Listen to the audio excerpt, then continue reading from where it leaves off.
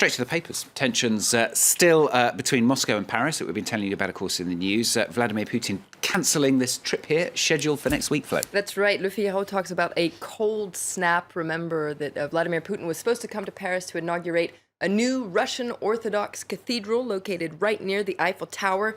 And this, of course, put the French government in a very embarrassing situation because France has been putting a lot of diplomatic pressure on Russia to stop bombing Syria, and particularly Aleppo. Russia has been playing deaf. And so to up the ante, Hollande said that he would not attend the inauguration festivities, but he would meet with Vladimir Putin to talk about Syria.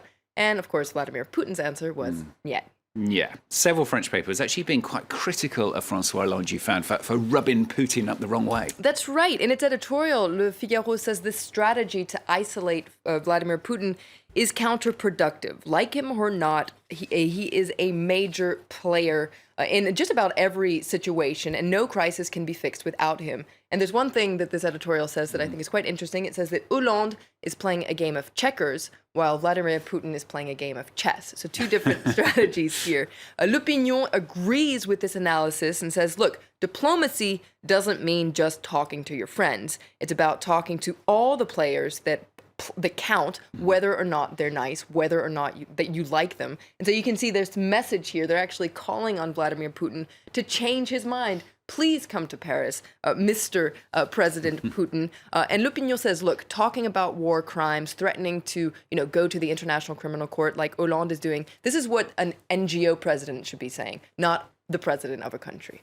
Some papers going even further, saying this incident is actually a real slap in the face for French diplomacy, Flo. That's right. Slate says, the fact that Putin was so quick to cancel his trip shows what little regard he has for French threats here. When Hollande says enough is enough and pounds his fist on the table, Putin says, oh, well, okay, that's fine. I'll just cancel my trip. Now, Putin was the one that was supposed to be in a tight spot, but it looks like it's actually France that's going to end up looking bad after this incident. And there is one paper, though, that says that France is right to be isolating Russia, and that is Libération. Now, remember yesterday, Libération was saying that France and other countries should take the 2018 World Cup away from Russia. Well, it's following up on that idea today. Here it describes just how to torpedo that event. Now, it's not FIFA that's going to stop Russia from hosting the event, but Libération says that European countries could refuse to send their national teams, could refuse to actually even show the games that are going to be played at the World Cup. That would really hurt Russia's pride, according to Libération, and might be more effective than diplomatic pressure.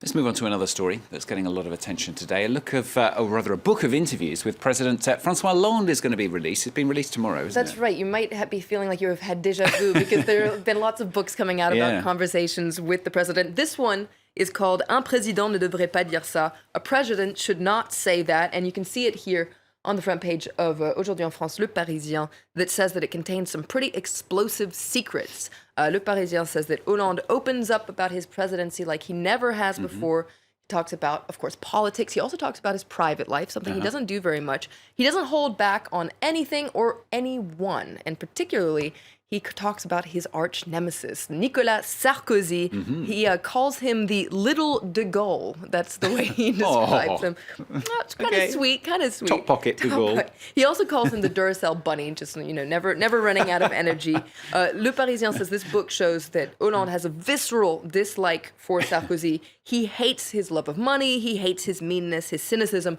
But what's interesting is Hollande says that he would vote for Sarkozy if Sarkozy ends up in round 2 of the presidential election against Marine Le Pen. So that's an interesting tidbit. Okay, that could be interesting. Speaking of Sarkozy, he is actually struggling in the polls. He's going that way, isn't he? He's falling really behind his big rival, Alain Juppé. That's right. Slate says that Sarkozy is going straight into the wall, so much so that he is even starting to realize that there's trouble ahead.